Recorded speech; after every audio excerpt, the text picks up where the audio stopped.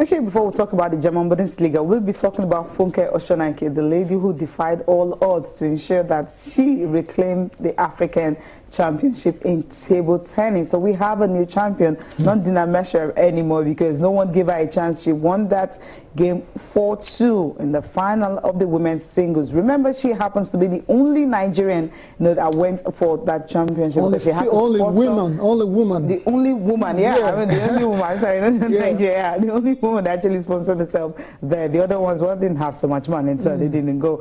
And that ended it's a shame. 7-11, 11-13, 11-5, 11-9, 7-11 and 7-11. So it's like she just came on, she was ready. That's why after the race she said, look, she's really just happy, you know. She knew that it was going to be a tough game for, now I knew it was going to be tough because being the African champion, and she has been unbeaten in the last 2 years. I just told myself to go out there and have fun and show my experience. And that definitely showed. And when it started working, I gained more confidence. But when the match was 2-2, my coach, Segun Terela, told me not to give up. And I kept on going. And it worked for me at last.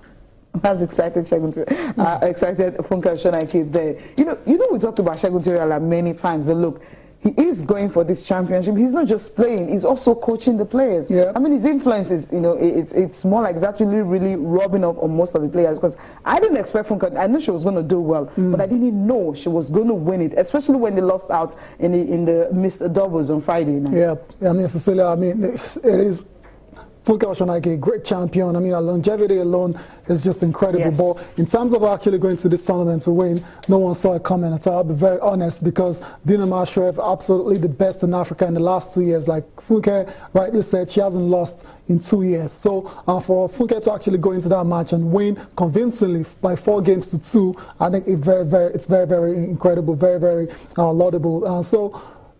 But Cecilia, we don't want to go back to the old everything that has been happening, the conditions, you know, far from ideal, because she had to sponsor herself, like you said, to go to this tournament, and because of that, we didn't go with other, you know, women that could have actually gone to represent Nigeria and gain exposure and experience. So that's the downside to this particular tournament for Nigeria. But in terms of Funke Oshonaike, what more can we say? You know, at 41 years old and she's still playing this kind of tennis, I think it's it is very incredible. And I mean, Tokyo 2020 is not far from here. Surely she's going to keep playing, you know, because obviously she likes the game. She's going to keep playing, and if she qualifies for the Olympics in 4 years' time, then she might be making history like Segun Terela did at the last Olympics. Yeah, definitely. That's what we were waiting for. But it wasn't all happiness to speak for Nigerian players. Aruna Quadri just couldn't, you know, win the men's singles. Well, Omar Atta had to beat him to it, but it was a tough contest. 4-3, it ended in favor of the Egyptian.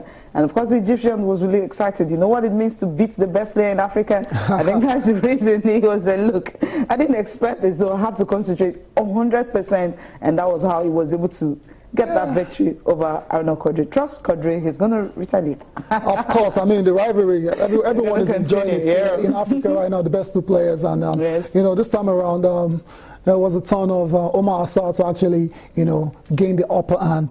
But like I said, Aruna Quadri surely will be aiming to bounce back really soon. So huge one. Yeah.